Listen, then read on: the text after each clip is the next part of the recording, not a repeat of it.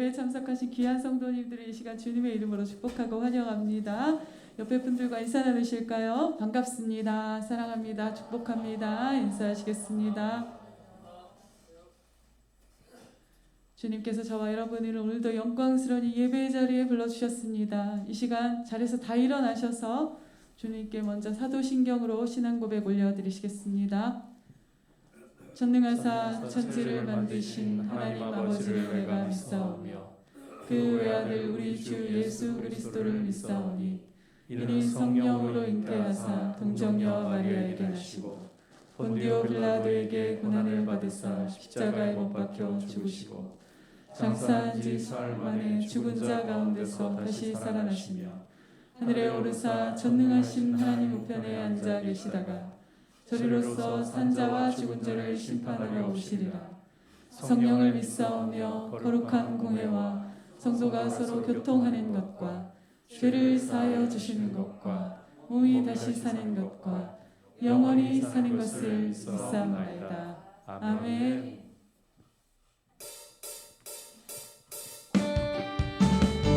할렐루야. 우리의 상황과 감정에 상관없이 늘 찬양받으시기 합당하신 주님을 함께 찬양합시다. 나와서 찬양해 사랑해 주신 주 찬양해 사랑해 우리 주님 생명 주셨네 소리쳐 찬양해 기쁨을 주시는 우리 왕 찬양의 제사 드리며 주님께 경배해 한 번 더 나와서 찬양해 사랑해 주신 주 찬양해 사랑해 우리 주님 생명 주셨네 소리쳐 찬양해 기쁨을 주시는 우리 왕 찬양의 제사 드리며 주님께 경배해 나와서 찬양해 찬양해 찬양해 주님 찬양해 주님 우리 왕 나와서 찬양해 찬양해 찬양해 주님 찬양해 주님 우리 왕 한 번 더 찬양합시다. 나와서 찬양해 사랑해 주신 주 찬양해 사랑해 우리 주님 생명 주셨네 소리쳐 찬양해 기쁨을 주시는 우리 왕 찬양의 제사 드리며 주님께 경배해 나와서 찬양해 찬양해 찬양해 주님 찬양해 주님 우리 왕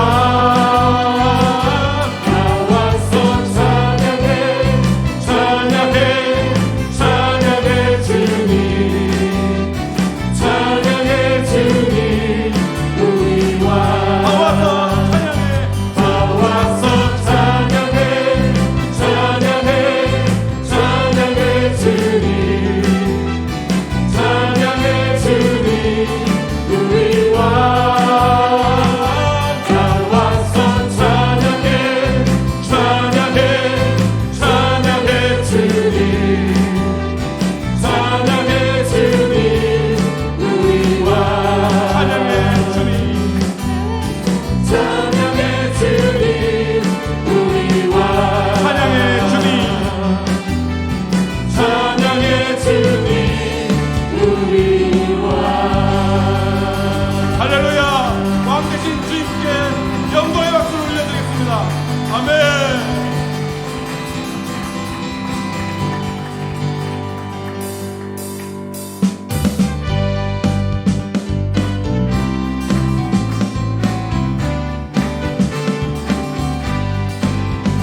같은 그 주님의 사랑과 거룩한 보혈의 공로를 우리 다 찬양을 합시다.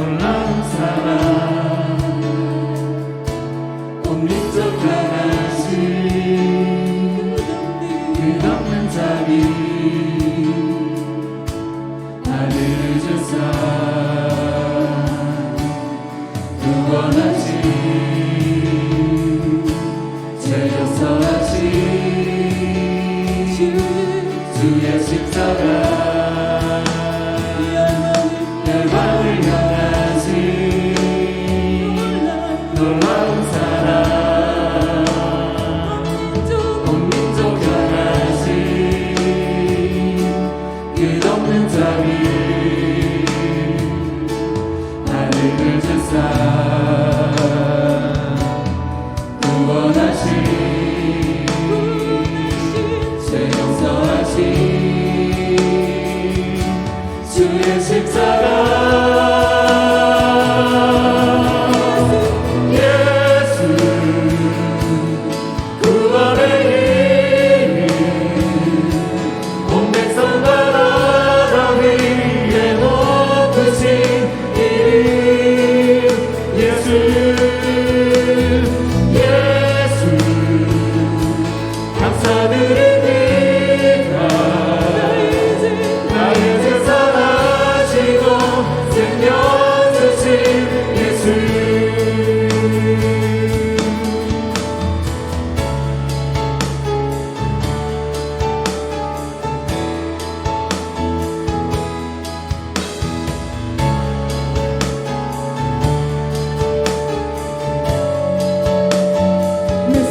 내 삶을 향하신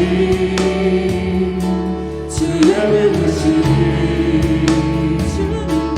주님의 불로 나 이끄시네 거룩한 나라 소망할 때 주님의 뜻을 다 이루소서 예수 구원의 이름 온 백성과 나라 위에 높으신 이름 예수 예수 감사드립니다 나의 죄 사하시고 생명 주신 예수 예수 구원의 이름 온 백성과 나라 위에 높으신 이름 예수 예수 감사드립니다 나의 죄 사하시고 생명 주신 예수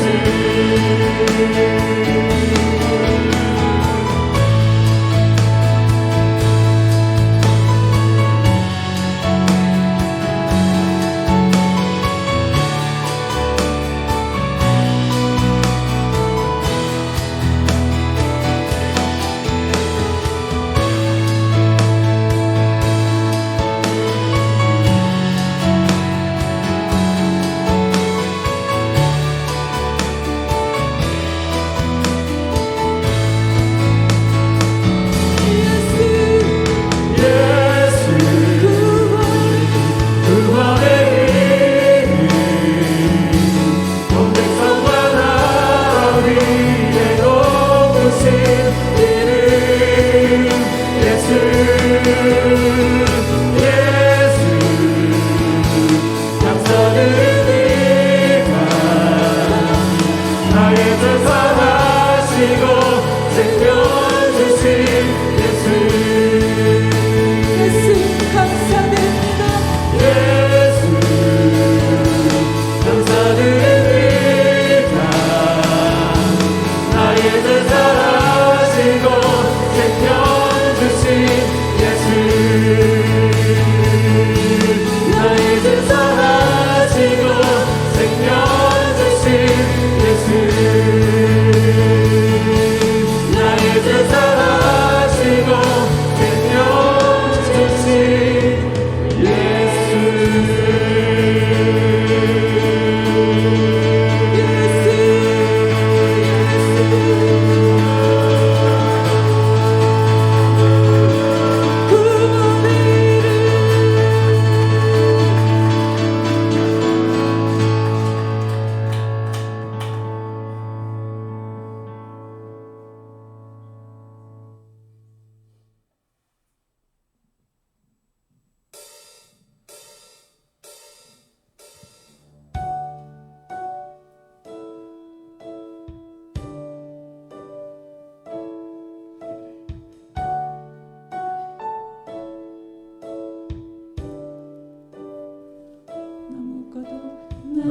나무과도 주님을 바꾸지 않으리.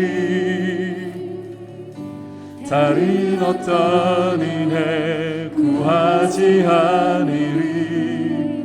오직 주님만이 내 삶의 도움이시니 주의 얼굴 보기 원합니다.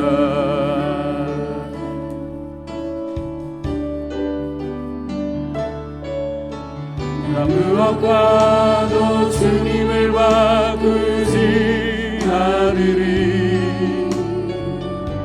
다른 어떤 은혜 구하지 않으리. 오직 주님만이 내 삶의 도움이시니 주의 얼굴 보기 원합니다. 주님 사랑해요.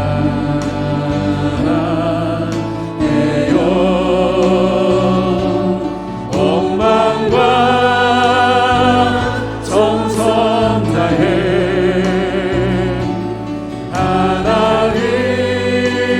하나님의 신실한 친구 되길 원합니다.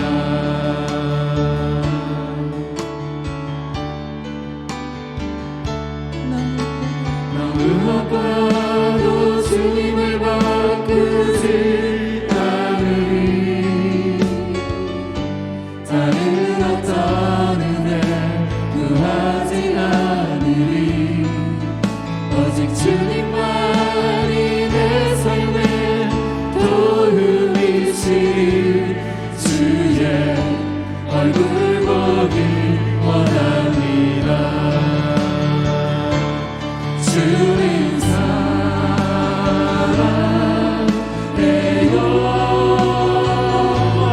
온 마음과 정성 다해 하나님의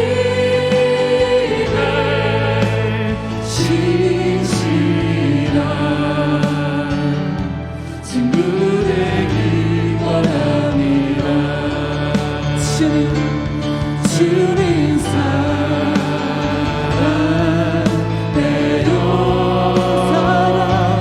온 마음과 정성 다해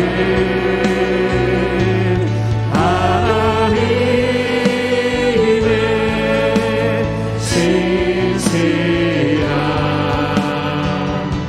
친구 되기 원합니다.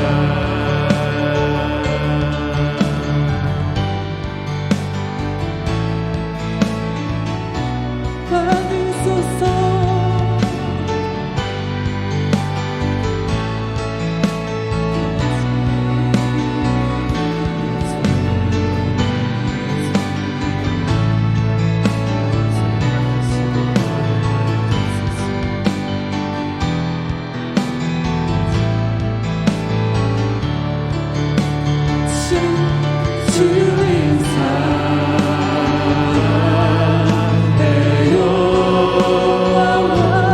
온 마음과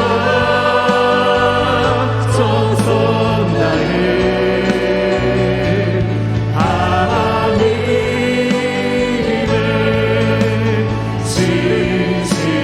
신실한 친구 되기 원합니다. 친구 되기 원합니다. 친구 되기 원합니다.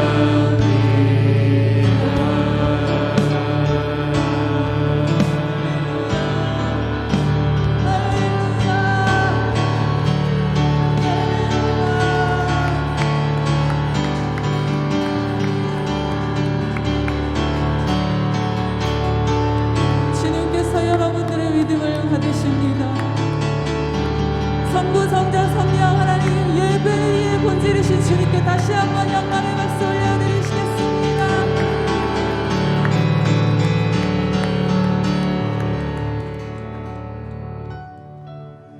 하나님 아버지, 이 시간 우리 예배 가운데에 주의 성령으로 기름 부어 주시고 이곳에 충만하게 임재하시고 다스려 주셔서 우리 각 사람의 마음을 성령님께서 부드럽게 하시고 무엇보다 예수 그리스도의 그 보배로운 피가 우리 마음을 적시고 우리에게 큰 증거가 되어서 우리 자신의 어떠함이 아니라 오직 그리스도의 보혈의 공로만을 힘입어 보좌 앞에 나아가며 오늘도 우리를 사랑하시고 우리를 이 예배의 자리로 불러주신 하나님 아버지께서 예비하신 하늘의 은혜로서 거룩한 말씀으로서 우리를 가르치시고 우리를 만나주셔서 주님 앞에 거룩한 예배자로 드려지는 이 시간이 되게 하여 주시고 오직 하나님 아버지와 우리 주 예수 그리스도께 모든 존귀와 영광을 돌리는 예배가 되도록 주님, 또 우리의 모습을 어떻게 주님 앞에 예배자로 드려야 할지 결단할 수 있는 시간이 되도록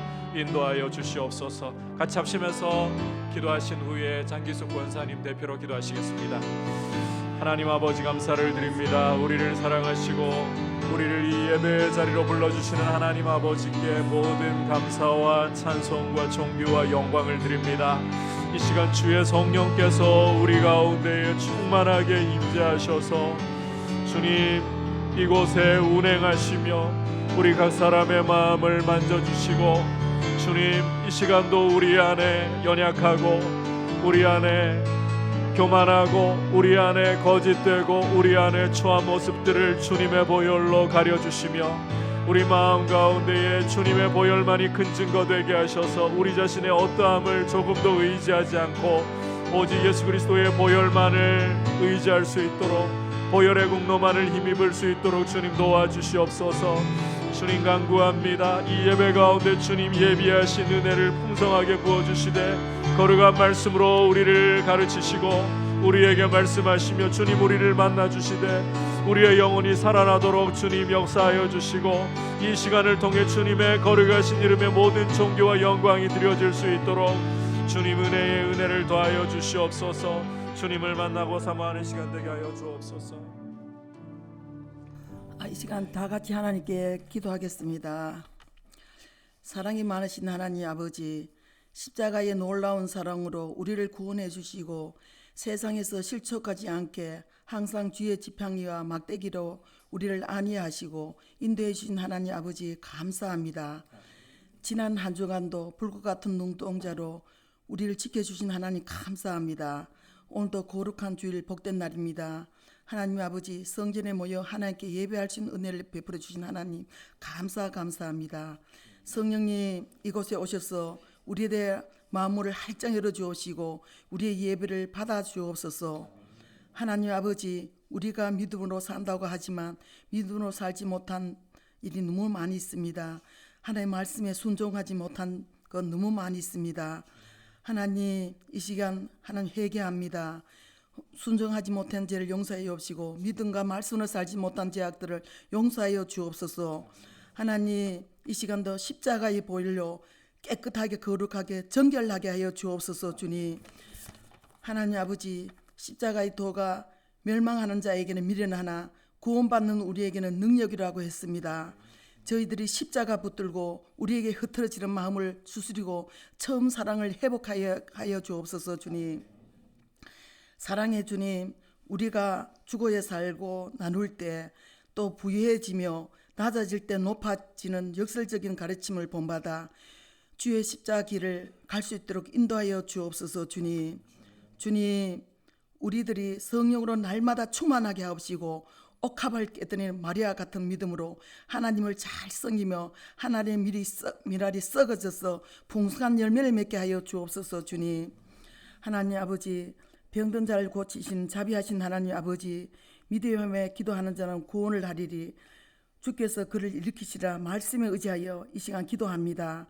병상에 누워있는 성도, 치료받아야 할 또 성도 주의 권능의 손으로 붙잡아 주옵소서. 주님, 나사렛 예수 이름으로 병마가 물리치고 일으켜 주옵소서. 주님, 치료하게 해 주옵시고 기적을 일으켜 주옵소서. 주님, 사랑의 하나님, 또 인생의 강야를 만나 고난 중에 기도하는 성도도 있습니다. 믿음으로 고난을 잘 이겨내며 이전보다 갑절로 축복을 받게 하여 주옵소서. 주님, 이 땅에 코로나 통해 많은 어려움이 있습니다. 하나님, 우리들의 가정도 회복시켜 주옵시고 경제도 회복시켜 주옵소서. 정말 이 코로나 재앙도 잘 극복하고 평범한 일상으로 돌아갈 수 있도록 하나님 이 땅에 은혜를 물붓듯이 부어 주옵소서. 주님, 교회의 머리가 되신 예수님, 우리 교회가 이 지역에서 큰 영향을 끼칠 수 있는 교회가 되게 하여 주옵소서. 세상에 속해 있지만 세속화되지 않고 거룩하고 순결한 교회가 되게 하여 주시옵소서. 주님, 날마다 우리 교회가 믿는 성도가 많아지게 하시고 성도들이 주 안에서 피차 사랑하게 하시고 성령으로 날마다 충만하게 하여 주옵소서. 주님, 하나님, 우리 교회의 기도에 기도의 불이 꺼지지 않게 하여 주옵시고 우리 목사님 항상 영육간에 강건하게 하여 주시옵소서. 날마다 성령 충만한 능력이 물붓듯이 부어 주옵소서. 하나님, 또 우리 부목사님, 전도사님 성령의 은사를 더하셔서 맡겨진 일 잘 감당하게 하여 주옵시고 모든 일에 형통하게 하여 주옵소서. 주님, 이 시간 하나님, 우리 목사님 말씀을 대언하실 때 놀란 성령의 역사가 나타나게 하여 주옵소서. 치유와 회복이 변하게 있게 하여 주시옵소서. 주님, 우리의 심령이 그리스도로 날마다 충만하게 하여 주옵시고 예수님 이름으로 기도드리옵나이다. 아멘. 좋으신 하나님, 좋으신 하나님, 좋으신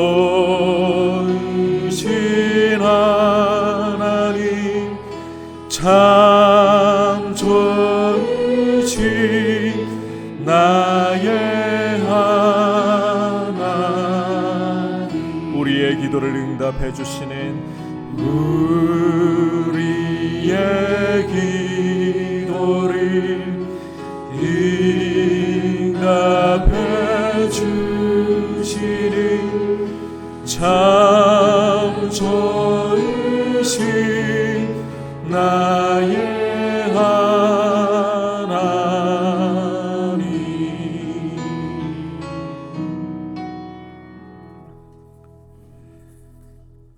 광고 말씀드립니다. 현행 사회적 거리 두기 상황에서 예배 좌석 수의 30% 기억을 해주시기를 바라고요. 그리고 주보의 금요일부터가 아니고 금요일 소교리 문답과 통성경 부지런히 참여해 주셔서 하나님의 말씀을 이 코로나 시기 가운데 오히려 더 잘 배울 수 있는 기회로 삼으시고 주님을 더 풍성히 경험하시는 축복으로 바꾸실 수 있도록 그렇게 하나님 앞에 귀하게 드려주시기를 바랍니다. 자, 이제 주님 앞에 봉헌 드리도록 하겠습니다.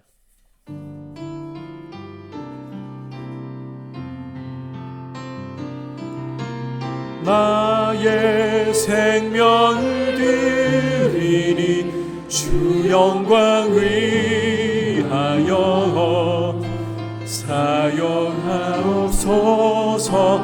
내가 사는 날 동안에 주를 찬양하며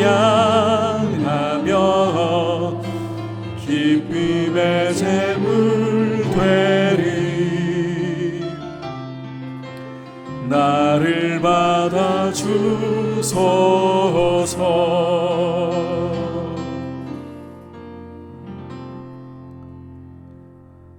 하나님 아버지, 오늘도 주님 앞에 우리가 예물을 올려드리면서 우리의 마음과 사랑을 아버지 앞에 담아 올려드리고 이 예물을 드릴 때마다 누가 우리를 참으로 돌보시고 우리의 삶의 보호자이시며 아버지가 되시는가를 참으로 잘 기억할 수 있도록 또 믿음으로 우리 자신의 삶을 주님 앞에 부탁할 수 있도록 이 예물을 주님 앞에 올려드리오니 주님 붙들어 주시고 받아주시고 하루하루 주님과 동행하는 기쁨이 우리 성도님들의 삶에 충만하게 하여 주옵소서.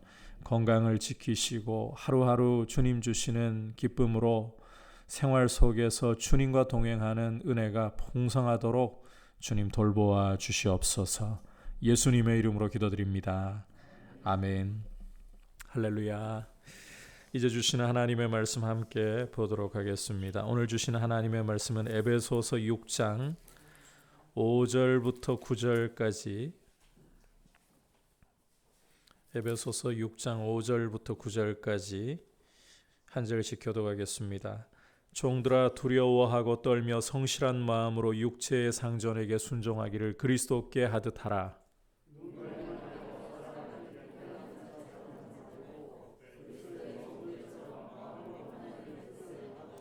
기쁜 마음으로 섬기기를 주께 하듯 하고 사람들에게 하듯 하지 말라.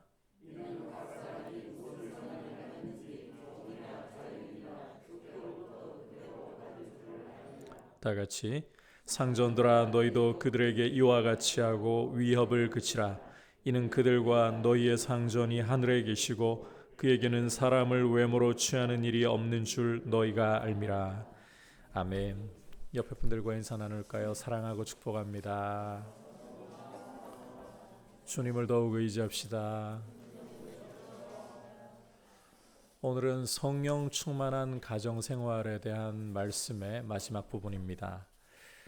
종과 주인에 대한 도리를 말씀하는 부분인데, 성경이 기록될 당시에는 노예 제도가 보편적이었고, 따라서 가정을 이야기할 때에 가족들뿐만 아니라 이 종들, 노예들을 이야기하는 것이 당연한 이치였습니다.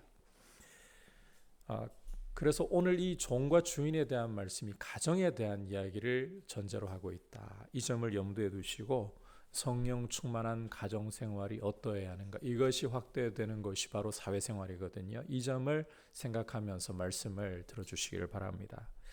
오늘 말씀에서 먼저 좀 주목할 사실은 사도 바울이 노예 제도에 대해서 당장 손에 무기를 들고 봉기를 해서라도 깨부숴 버려야 할, 뒤집어 엎어 버려야 할 제도로 이야기를 하고 있지 않다는 사실입니다.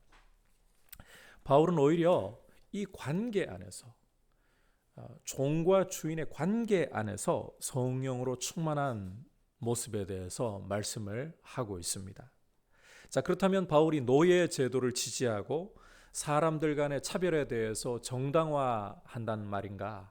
전혀 그렇지 않습니다. 우리가 빌레몬서에서도 발견할 수가 있지만, 바울은 오네시모라는 빌레몬의 노예에 대해서 이야기를 하면서 그를 가리켜서 종을 넘어서서 형제로 대우를 하라, 그렇게 명하는 것을 볼 수가 있습니다. 이것이 보여주는 것은 복음이라는 것이 이 사회의 구조와 틀을 뒤엎어 버리는 것이 핵심이나 목표가 결코 아니라는 거예요. 복음이 사회의 구조와 틀을 뒤엎어 버리는데 핵심을 두고 있는 게 아니다. 우리 주님부터 이런 모습을 보여주셨습니다. 예수님은 사람들에게 로마를 몰아내고 다윗 시대와 같은, 솔로몬 시대와 같은 이 번영과 평안의 시대를 열어주시기를, 그런 메시아가 되시기를, 정치적이고 경제적인 메시아를 가리키는 거죠. 그런 메시아가 되기를 기대를 받으셨지만 정작 당신은 사람들에게 그런 모습을 보여주지 않으셨습니다. 요한복음 6장에서는 오병이적 표적 후에 사람들이 예수님을 억지로 왕으로 세우려고, 이분만 왕으로 세운다면 우리의 이 굶주림, 우리의 이 배고픔 아무 문제가 없을 거야. 억지로 왕으로 세우려고 할 때에 너희가 썩을 양식을 구하지 말고 썩지 않을 양식을 구해라. 하나님의 일을 해라. 나를 믿으라. 내 살과 피를 먹으라. 그렇게 오히려 말씀하시면서 사람들의 기대를 깨워버리셨습니다. 너희가 생각하는 그런 메시아가 아니다. 나는 그런 메시아가 아니다. 인간의 역사라는 것 또한 이 세상을 뒤엎어본들 결국 조금만 시간이 지나면 다시 인간의 탐욕과 교만이 반정이라든지 혁명을 얼룩지게 만들어버렸다는 것을 증명하고 있습니다. 멀리 볼 것도 없이 우리 2조 500년 역사를 보면 이런 이 반정과 얼룩의 역사로 뒤덮여 있지 않습니까? 결국 이게 뭘 보여주느냐? 사람 문제의 뿌리는 다른 데 있다는 거예요. 죄에 있다는 거예요. 이 죄 문제를 다루지 않고서는 사회 구조를 뒤엎는다고 해결될 것 같죠? 아닙니다. 다시 악의 구조가 들어서고 마는 거예요. 의라고 외쳤던 사람들이 시간이 지나면 다시 교만과 탐욕으로 부패해서 악의 구조를 다시 세우고 마는 거예요. 죄를 다루어야 되는 거예요. 왜냐하면 이런 억압과 착취, 굴림과 지배 모두 죄에서 출발하기 때문입니다. 따라서 주님도 이 땅에 오셔서 사회 구조를 뒤집어 엎으려고 하시기보다 그 모든 것의 뿌리에 있는 죄 문제를 다루시기 위해 당신이 그 죄를 짊어지시고 십자가의 보배로운 피를 흘려주신 것입니다. 이게 복음이 지향하는 바예요. 이것은 여러분 타 종교에 대한 부분도 마찬가지입니다. 간혹 주님을 위한 열심이라고 하면서 도끼를 들고 당군상의 목을 쳐버리거나 이슬람 사원이라든지 절에 가가지고 대놓고 찬송을 부르고 예배하는 경우들을 우리가 이야기를 들을 때가 있습니다. 열심에 대해서는 인정을 해요. 하지만 그게 정말 주님을 위한 열심인가? 우리가 정말 존경해 마지 않는 사도 바울을 살펴보면 이 부분에 대해서도 금세 답을 얻을 수가 있습니다. 여러분께서 사도행전 17장을 읽어보시면 바울이 아테네에 있을 때에 그 도시의 우상이 가득한 것을 보고서는 사울이 분노로 끌어올랐어요. 속에서 분노가 끌어올랐습니다. 그런데 여러분, 그러할 때에 바울이 어떻게 했는가? 어디서 이 짱돌이라도 집어 들어가지고 우상 깨부시려고, 바울의 열심이라면 그러고도 남을 수 있는 사람이잖아요. 그런데 짱돌을 들고 우상 찍으려고 달려가기라도 했습니까? 우상을 향해서 욕도 안 했어요. 특히 에베소에서 사역을 할 때에 이 바울의 경우는 그 에베소라는 도시는 아데미 여신, 아르테미스 여신을 섬기고 있었거든요. 이 에베소가 자랑하는 아르테미스에 대해서 비방조차 하지 않았다는 것을 여러분이 사도행전 19장을 읽어보시면 그곳 서기장이, 바울과 아무 상관없는 서기장이 그렇게 이야기를 해주고 있습니다. 따라서 법을 어기면서까지 예수의 이름으로 당군상을 찍는다. 다른 이 종교에 우리로 치면 예배당에 가서 하나님을 위한 열심이라고 거기서 대놓고 찬송을 하고 예배를 드린다.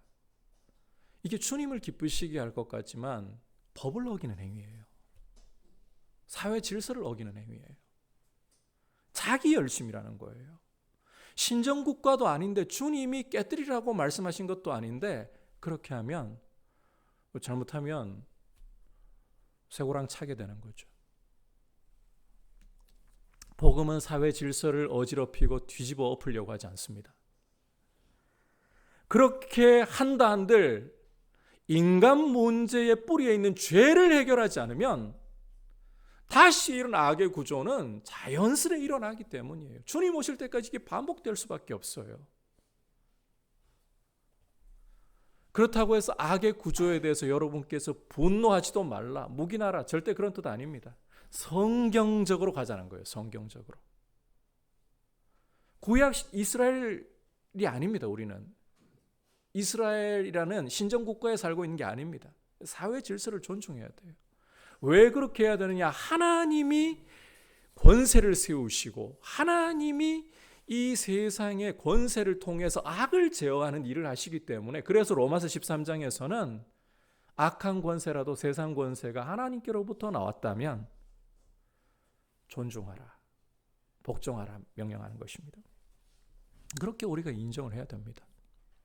그리고 여러분, 주후 313년에 밀라노 칙령을 통해서 종교의 자유가 로마 제국에, 그리고 주후 380년에 기독교가 로마의 국교로 공인이 되기까지, 선포가 되기까지 과연 기독교가 어떻게 로마 제국을 정복했는가를 보십시오. 무력으로 정복했습니까? 사회 질서를 뒤집어 엎었습니까? 아니었습니다. 자기를 부인하면서 사랑으로 뒤집어 엎었어요. 복음으로 뒤집어 엎었어요. 이 원리를 생각해야 된다는 거예요.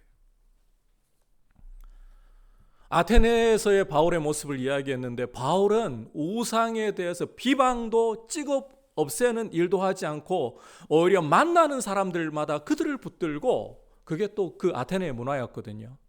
복음을 전했습니다. 말씀을 가지고 그들과 토론을 했어요. 그렇게 그들에게 다가가려고 했던 거예요.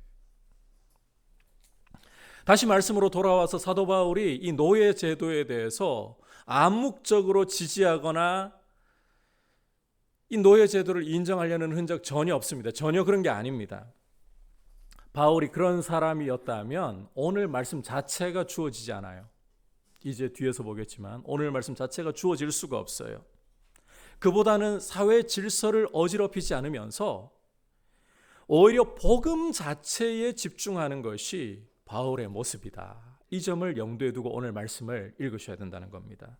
따라서 이 성령 충만을 받은 모습이라는 것은 불의한 사회 구조라고 해가지고 이걸 그냥 뒤집어 엎으려고 하는 것이 아니라 오히려 자기를 부인하고 피차 복종하는 모습으로 그 모습을 드러내야 된다. 이게 핵심이라는 거예요. 이 점을 염두에 두고서 이제 성령 충만을 받은 종과 주인이 어떤 도리로서 주님의 뜻을 행해야 되는가 함께 살펴보겠습니다. 자, 먼저 종들의 도리부터 살펴보겠습니다. 5절 함께 한 목소리로 보도록 하겠습니다. 시작.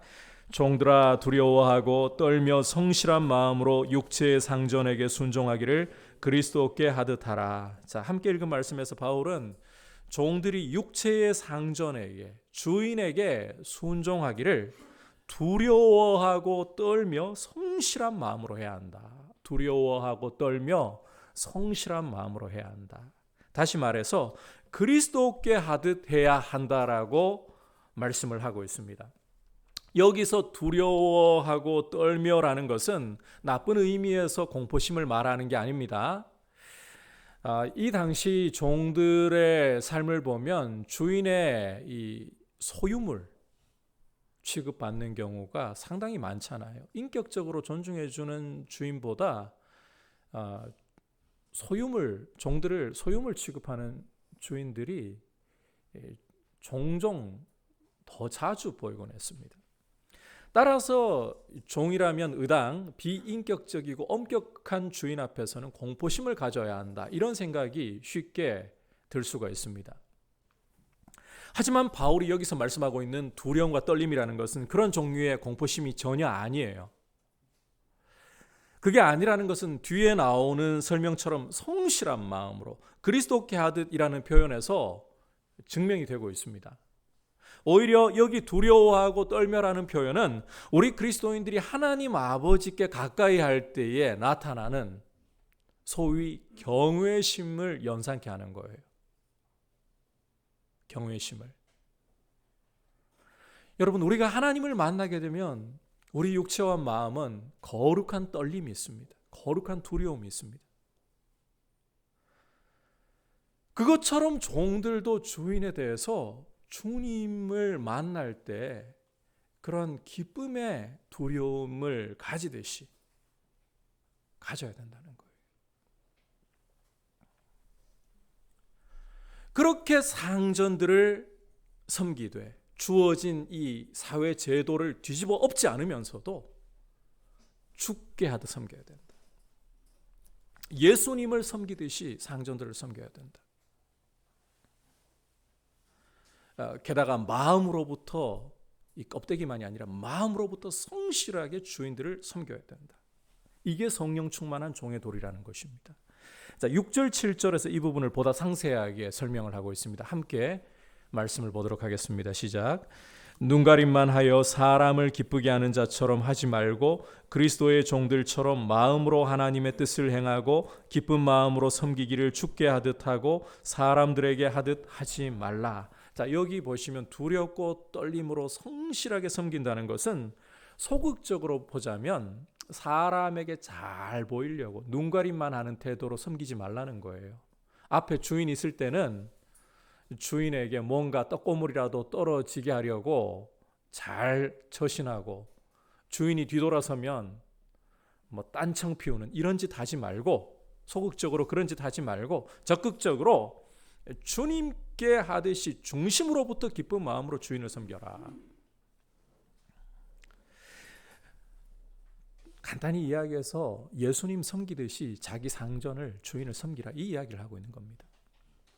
자, 그런데 여러분, 사람이 사람이지 어떻게 주님처럼 섬길 수 있을까?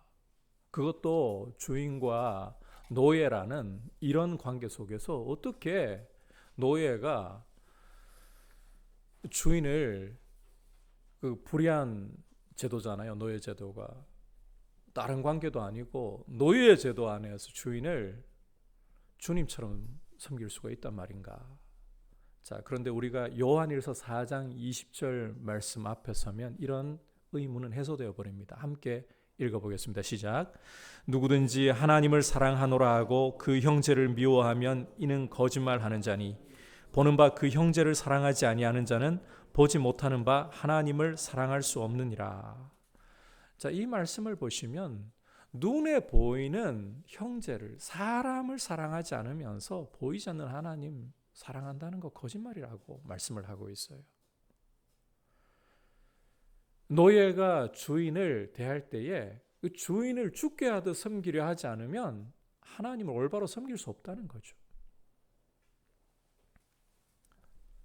무엇보다 우리 주 예수님이 만유의 주님이시고 그분께로부터 모든 권세가 나오지 않습니까? 다시 말해서 그 주인을 노예 위에 허락하시고 세워두신 분도 누구시다? 주님이시라는 거예요.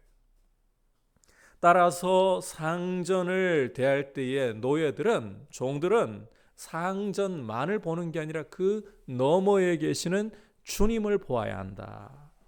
그렇게 성실한 마음으로, 이 속에서부터 자원하는 마음으로 주인을 섬기려고 해야 한다. 주목할 것은 이렇게 할 때 따라오는 약속이 있다는 거예요. 8절 읽어보겠습니다. 이는 각 사람이 무슨 선을 행하든지 종이나 자유인이나 주께로부터 그대로 받을 줄을 알미라. 여러분, 성경이 기록될 당시에 종이 주인을 섬기는 것은 당연한 일이에요. 특별히 상 받을 일 아닙니다. 그런데 주님은 뒤에서도 우리가 이 부분을 한 번 더 보겠지만 사람을 외모로 취하지 않으신다는 거예요. 종이냐 주인이냐 차별하지 않으신다는 거예요. 어떤 선을 행했든지 장차 심판날에 그 사람이 행한 대로, 네가 종이었다고 아유 종은 뭐 주인하고 급을 같이 둘 수 없지, 그렇게 하지 않으신다는 거예요. 어떤 선을 행했든지 그대로 갚아주신다. 차별하지 않으신다. 이걸 바라보고서 오래 참고 주인을 섬길 때에 주님을 섬기듯이 그렇게 섬기라. 이 굉장히 혁명적인 말씀이에요. 사실 이게 진짜 혁명이에요. 무력으로, 폭력으로 뒤집지 않는데 이런 사고를 가진다는 게 혁명인 거예요. 따라서 종들은 이와 같이 외모로 사람을 대하지 않으시는, 차별하지 않는 주님을 바라보면서, 상전을 볼 때 그 너머 주님을 바라보면서 죽게 하듯 상전을 주님을 섬기듯 섬겨야 한다. 이제 이 말씀 가지고 우리 자신에게로 좀 돌아가 보기를 원합니다. 비록 현대사회에 더 이상 노예 제도가 존재하는 것도 아니고 이 말씀은 우리 시대에 오히려 역행하는 말씀처럼 들릴 수도 있습니다. 이 설교는 편하게 설교하고 싶다면 피하고 싶어요. 솔직히 캐캐묵은 제도 이야기를 왜 할까? 다 지나간 이야기인데. 그런데 여러분, 이 말씀이 제시하는 원리만큼은 절대로 우리와 무관할 수가 없습니다. 왜냐하면 이 죄악 세상을 살아가는 동안에 우리가 발을 딛는 곳 어디나 항상 상하 구조는 만들어질 수밖에 없기 때문이에요. 여러분, 이거 인정하고 살아야 돼요. 상하 구조가 절대 없는 평등한 세상, 이 죄악 세상에는 불가능합니다. 인정을 해야 돼요. 그리고 이 말씀의 배경이 1차적으로 우리가 앞서 이야기한 것처럼 가정 안에서이지만 가정 역시 사회의 기본단위잖아요. 그러니까 이걸 좀 넓혀가지고 사회 영역으로 가지고 가서 이야기를 좀 할게요. 당장 우리가 다니는 직장만 해도 상하 구조 못 피합니다.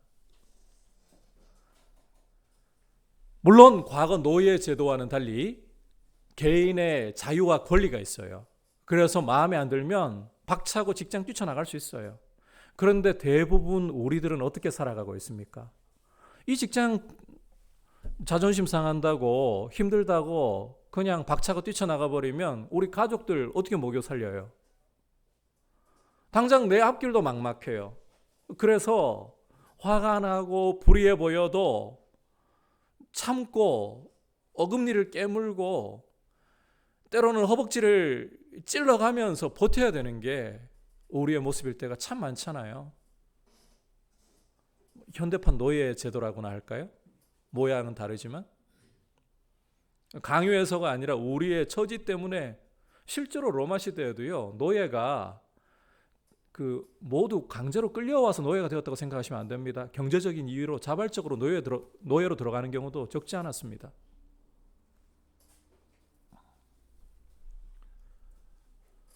그래서 우리가 이 말씀이 이 낯선 말씀이라고 생각하면 안 돼요.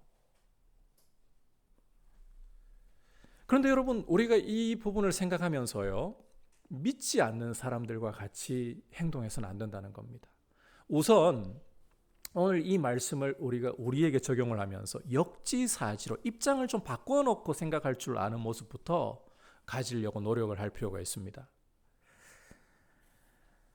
우리는 너무 어렵고 힘이 들 때에 자기 자신밖에는 볼 줄 몰라요. 어렵고 힘들면 그게 우리 눈을 가려가지고 우리 시야를 굉장히 폭좁게 만듭니다.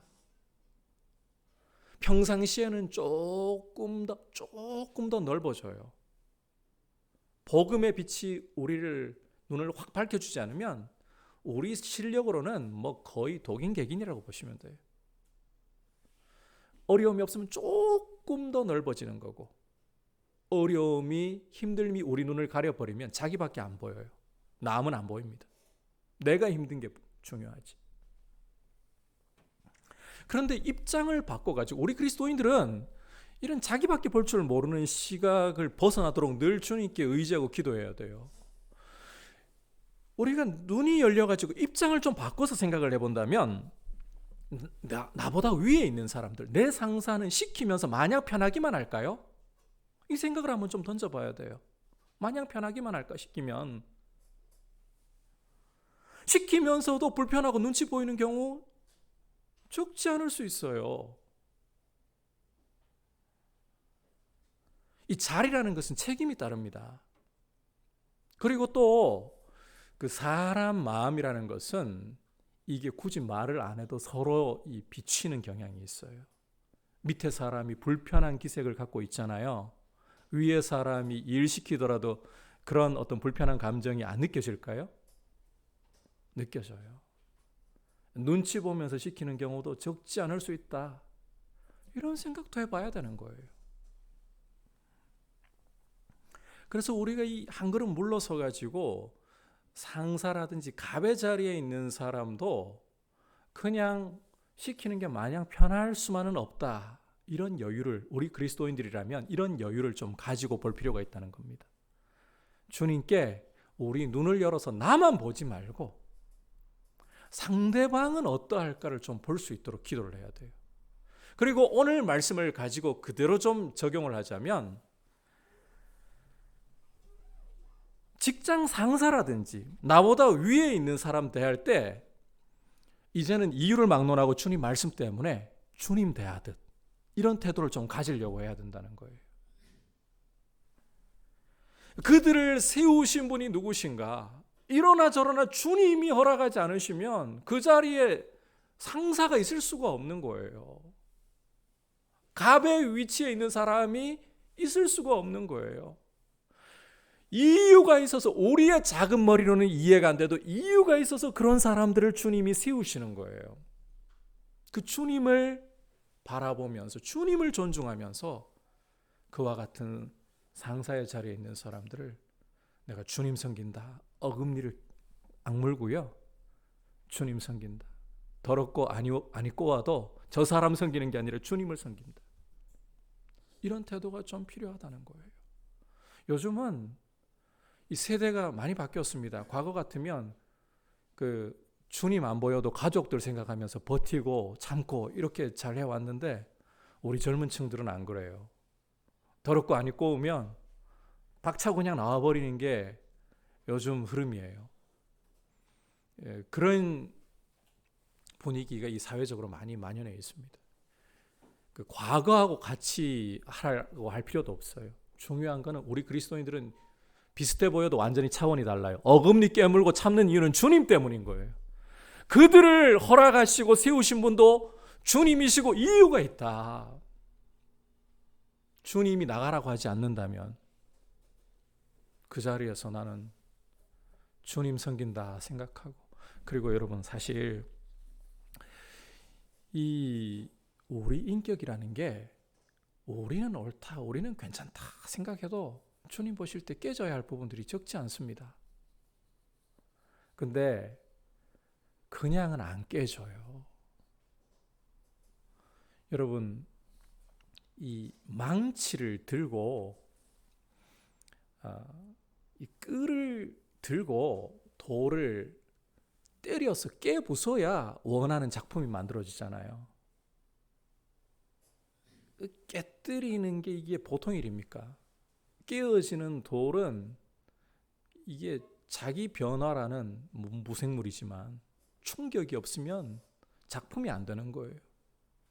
그것처럼 우리도 주님이 험한 상사들을 통해서 우리 인격을 깨부실 부분들이 필요하시기 때문에 허락하신 경우들이 적지가 않습니다.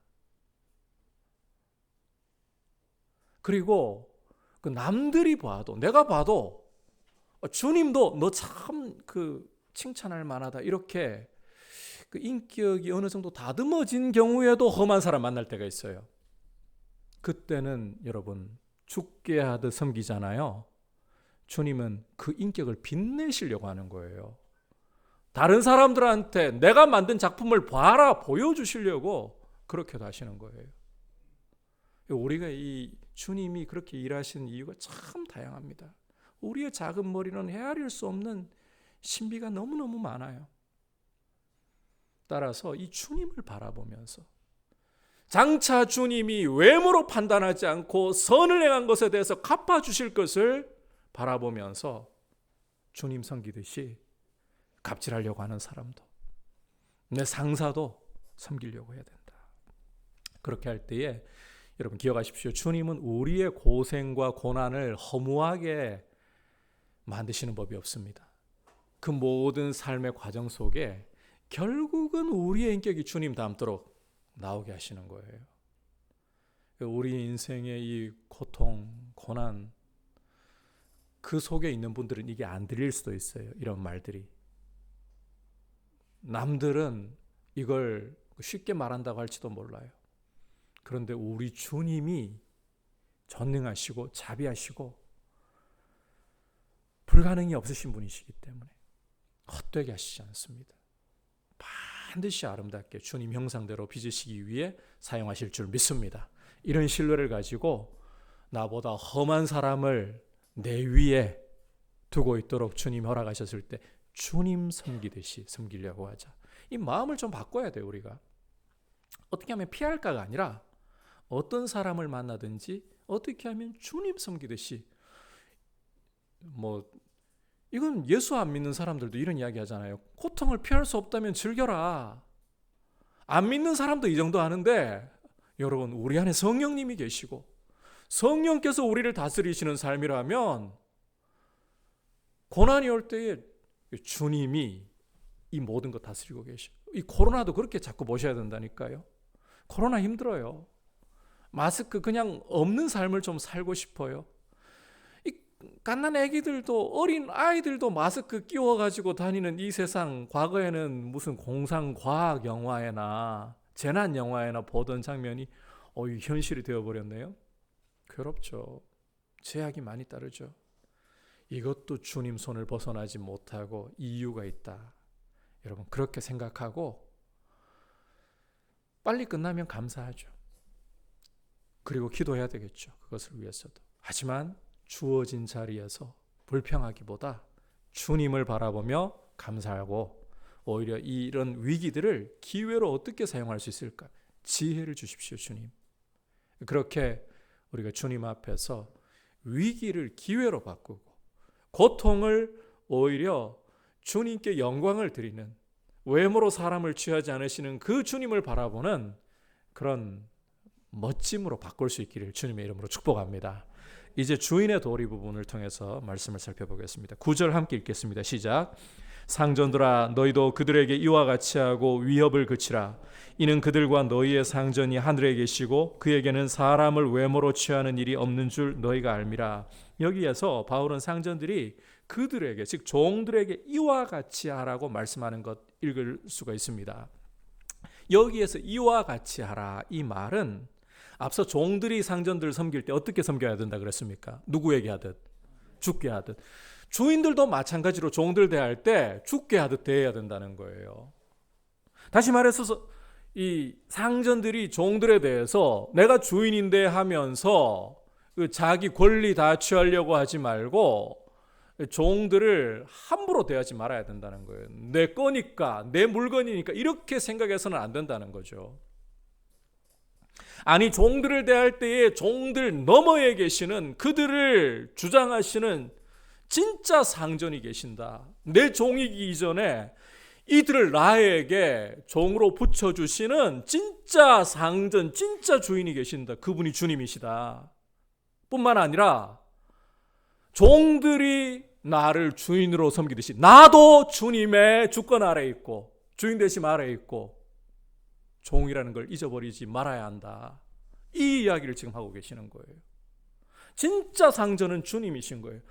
주인이든 종이든 다 주님 아래에서는 똑같은 종일 뿐인 거예요. 이걸 봐야 된다. 상전들은, 주인들은 이걸 봐야 된다. 그래서 위협을 그치라. 종들이니까 말 안 들으면 위협으로? 아니, 위협을 그치라. 우리는 힘이 조금 더 있으면 협박과 위협을 참 무기로 삼는 경우들이 많잖아요. 위협을 그치라. 위협이라는 게요, 무조건 어떤 이 행위로 폭력적으로만 나온다고 다 위협이 아닙니다. 말로 위협 굉장히 심하게 가할 수 있습니다. 눈빛으로도 위협 가할 수 있습니다. 위협의 종류는 참 다양해요. 어떤 종류의 위협이든 그치라. 이거 간단하게 이야기하면 갑질하지 말라는 거예요. 신분 여하를 막론하고 갑질하지 말아라. 상전들도 역지사지로 좀 생각을 해볼 필요가 있다는 거죠. 이거 혁명적인 말씀입니다. 상전들은 노예가 자기 소유물이고 물건 취급할 수 있었거든요. 인격적인 주인들은 이제 이 로마 시대의 노예제도 이야기했잖아요. 자발적으로 돈 때문에 들어온 노예도 있다고. 좋은 주인들은 노예를 정말 가족으로서 잘 대해준 경우들이 이 문헌을 읽어보면 종종 있어요. 그런데 험한 주인들은 노예가 물건이에요, 물건. 그런데 주님은 혁명적이게도 이걸 뒤집어 가지고 생각해 볼 줄 알아야 된다는 말씀을 이 속에 묻어놓고 계시는 거예요. 자기가 노예들에게 아무렇게나 시키는 일, 그걸 자기가 한다고 생각해 보라는 거죠. 우리가 그렇게 좀 역지사지로 생각을 해야 돼요. 아까 그랬잖아요.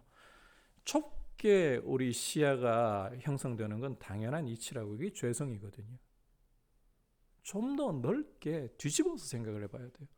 그 일을 내가 한다면 나는 과연 해낼 수 있겠느냐 생각을 해보고 시켜야 된다는 거죠. 이런 관점에서 우리 자신을, 이제 말씀을 우리에게 가져올게요.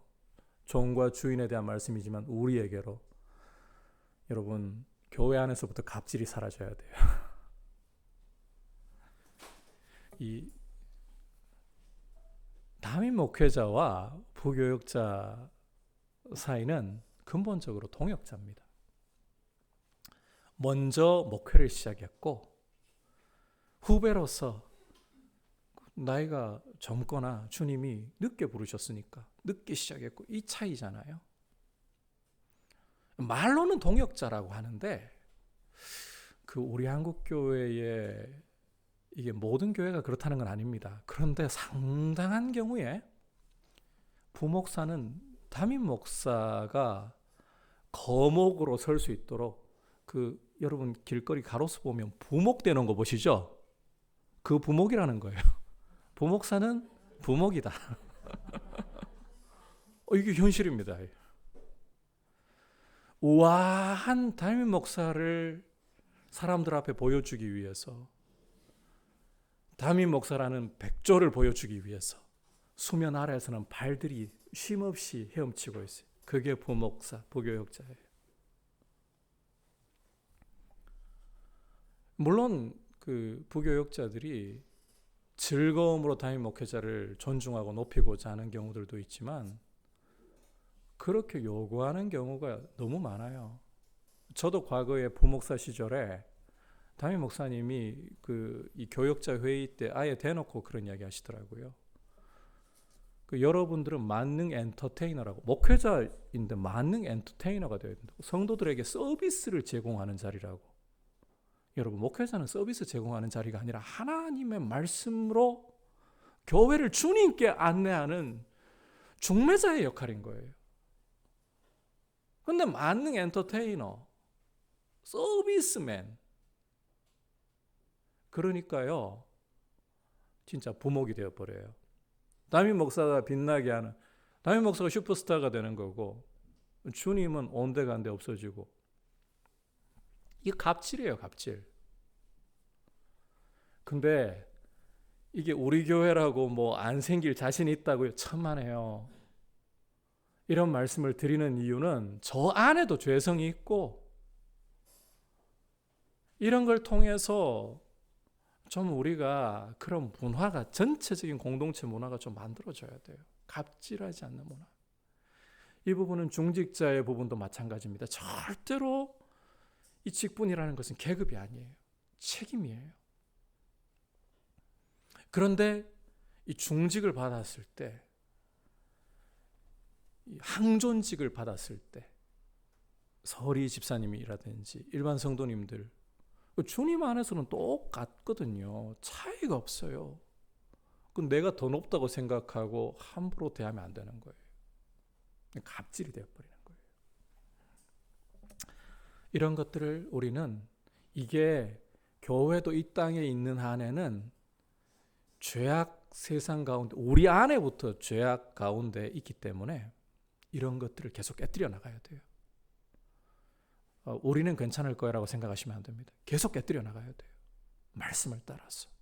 그리고 직장에서 상사의 자리에 계십니까? 밑에 부하 직원들을 하대하려고 하지 말고, 또 이런 생각들, 실제로 이런 이야기들을 많이 들어요. 잘 대주면 기어오르잖아. 이런 표현을 강단에서 쓰면 좀 그럴지 모르지만 실제 이런 이야기들이 나오니까, 개들 너무 잘해주면 주인을 물어뜯어, 이런 식으로. 여러분, 이런 것은 그리스도인 상사로서의 태도가 아니에요. 하나님이 그리스도인 상사로 세워주신 것은 밑에 사람들도 어떻게 하면 같이 더불어 주님의 기쁨 가운데에서 그 영혼들이 살아나면서 설 수 있을까? 그러면 때로는 경제적인 손실이 좀 올 수도 있습니다. 아니, 많이 올지도 몰라요. 왜냐하면 내가 취해야 될 것들 더 나눠야 되니까, 직원들의 행복을 위해서라도. 솔직히 그렇잖아요. 얼마 주지도 않으면서 자기가 다 가져가면서 잘 먹고 잘 살라 해가지고 어떻게 살아갑니까? 여러분, 받는 입장에서는 이건 믿음을 전제로 이야기할게요. 주님이 공급해 주심을 믿어야 되겠죠. 근데 주는 입장에서는 인색하면 안 돼요. 주님 공급해 주시는데 내가 적게 줘도 주님 채우실, 이게 갑질이에요. 그렇게 해서는 안 된다는 거잖아요. 이런 이야기 제가 안 드려도 아실 이야기잖아요. 그럼에도 불구하고 이런 이야기를 드리는 것은 우리도 모르는 사이에 우리 안에 이런 교만이 올라온다는 거예요. 나보다 아래에 있게 하신 사람들을 존중으로 주님을, 그 사람을 보면서 주님을 바라보면서 존중으로 대할 줄 아는 태도. 결국 주님 앞에서는 차별이 없습니다. 외모로 사람을, 사도 바울이 여기서 분명히 말씀하잖아요. 주인에 대한 이야기를 하면서 주는 외모로 사람을 취하시는 법이 없다. 주인, 종, 주님 앞에서는 그거 차별이 없다는 거예요. 사회제도, 주님은 그런 것으로 사람을 차별하지 않으신다. 너희가 차별하는, 죄성 가운데 너희가 만들어 놓은 제도, 내가 이유가 있어서 이것을 통해 일을 이루는 것뿐, 나는 사람 차별하지 않는다. 결국은 피차 복종하는 모습이에요. 그리고 여러분, 우리가 무언가를 좀 더 받았을 때 이건 우리 인격 아닙니다. 이건 소위 말하면 우리의 장식이고, 이걸 성경적인 용어로 이야기하자면 은사인 거예요. 이건 자기 잘난 게 아니에요. 우리 진짜는 성령의 열매, 인격이어야 돼요. 태도여야 되는 거예요. 오늘 말씀이 보여주고 있는 태도. 우리 그리스도인들은 이런 태도로 무장을 해서 이것을 통해 주님께, 주님 닮은 인격의 열매를 돌려드림으로써 주님을 높여드리고, 우리가 정말 인간다워야 돼요. 사람들이 우리를 볼 때, 그리스도인들을 볼 때 인간다워야 돼요. 정말 저 사람은 피도 눈물도 없는 것 같고, 저 사람은 너무 완벽해서 다가갈 수도 없어요. 이거는 인간이 아니잖아요. 자기 실수를 인정할 줄도 알고, 자기 연약함을 인정할 줄 알고, 더불어 살아가려고 노력하는 성령 충만은. 그래서 지금까지 우리가 성령 충만에 대한 구체적인 모습을 봤는데, 이걸 한마디로 정의하면 한번 따라합시다. 피차 복종함. 자기를 깨뜨리고 피차 복종하는 거예요. 서로 복종하는 거예요. 주님을 바라보면서 서로 복종하는 모습. 이게 성령 충만의 가장 중요한 핵심인 거예요. 우리 주님처럼 가장 높으신 분이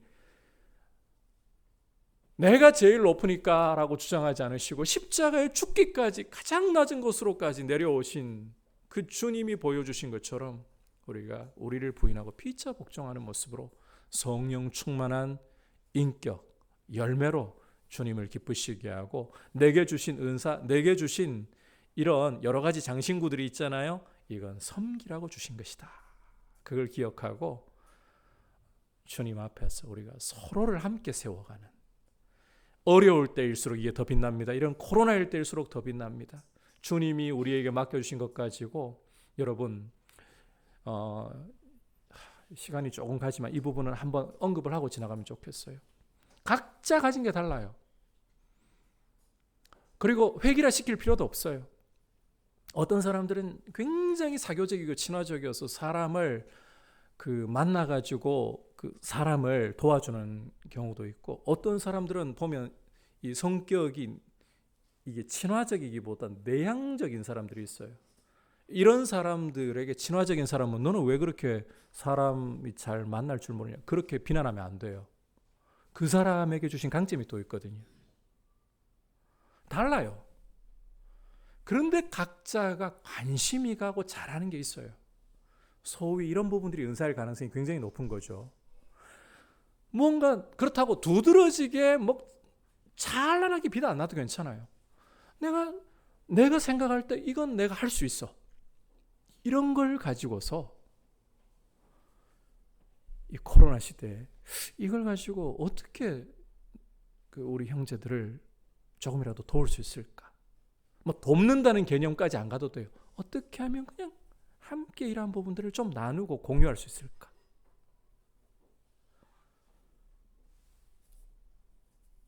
우리가 이 영상 콘텐츠를 강화한 이유도 그런 부분이에요. 사실 교회가 제가 여러분들에게 사실 저는 그 사진은 찍어봐도 영상은 찍을 줄 몰랐어요. 코로나 시작하고 여러분들에게 어떻게 다가갈까? 신천지 터지고 못 다가갔잖아요. 집에 보니까 카메라가 있는데 이게 동영상 녹화가 되더라고요. 이걸 왜 지금까지 묵혀놨지? 그렇게 접근하지 뭘. 대단한 게 아니고 뭐 영상 저도 조회가 있어서 시작한 것도 아니고 단순히 여러분들에게 어떻게 하면 목사니까 여러분들에게 최고의 것을 드릴 수 있는 게 뭘까? 말씀을 어떻게든 먹이는 거잖아요. 교회는 목사는 성도에게 말씀 잘 먹여서 영적으로 배부르게 해드려야 되는 거거든요. 제 예를 들어드렸습니다만 여러분들이 그렇게 대단히 뛰어나지 않아도 내가 할 수 있는 것. 어떤 분들은 반찬 잘해요. 그러면 내가 할 때 그냥 조금만 더 해서 뭐 많은 사람에게 다 나눠야 된다 이런 생각 안 해도 돼요. 주님이 내 마음에 생각나게 하는 사람 그냥 그렇게 나누면 되는 거고, 더불어 살아가고 피차 복종하려고 하는 모습 이해하시겠죠? 이런 인격으로 우리가 사람답게, 뭐 슈퍼맨 되라고 하지 않습니다. 사람답게 연약함 인정하면서 주님 앞에서 서로를 자기 부인하면서 복종하는 모습으로, 이게 성령 충만의 구체적인 모습이어야 된다. 이렇게 우리가 함께 주 안에서 아름다운 이 죄악 세상이 알지 못하는, 이 죄악 세상의 탐욕과 교만이라는 추악함이 알지 못하는 하늘의 아름다운 질서들을 주님 앞에서 조금씩이라도 우리 자리에서 이루어 나갈 수 있는 귀한 은혜 주시기를 축복합니다. 여러분, 종들은 눈가림만 하지 말고 두려움과 떨림으로 성실한 마음으로 주인을 섬겨야 한다. 마찬가지로 우리가 우리보다 윗사람들, 직장 상사를 대할 때에도 주님을 대하듯이, 그 뒤에 주님이 계신다. 주님을 대하듯이 섬기자. 반드시 주님이 또 갚아주시기 때문에. 그리고 두 번째로 주인들 마찬가지라고 했죠. 종들을 억압하지 말고 종들을 대할 때도 주님 대하듯이. 마찬가지예요. 직장에서 상사나 손 윗자리에 있다고 생각한다면 주님 보듯이 내 아래 사람들을 보면서 그렇게 억압하려고 하지 않고 존중하려고 하면서 이런 모습으로 우리에게 주어진 자리에서 성령의 열매를 맺기를 축복합니다. 같이 이제 말씀을 생각하면서 212장 같이 고백드리겠습니다.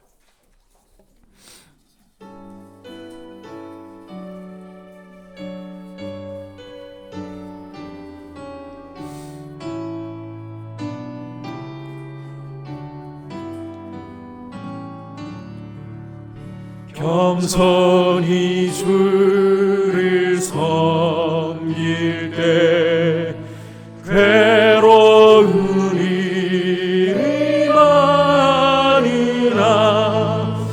구주 연에게 힘주사 잘 감당하게 하소서. 인자한 말을 가지고 사람을 감화시키며 갈 길을 물이를 잘 인도하게 하소서. 구주의 귀한 인내를 깨달아 알게 하시고 굳건한 믿음 주셔서 늘 승리하게 하소서. 장래의 영광 비추사 소망이 되게 하시며 구주와 함께 살면서 참 평 얻게 하소서. 함께 기도할 때에 성령 충만의 핵심은 이것입니다. 피차 복종하는 것입니다.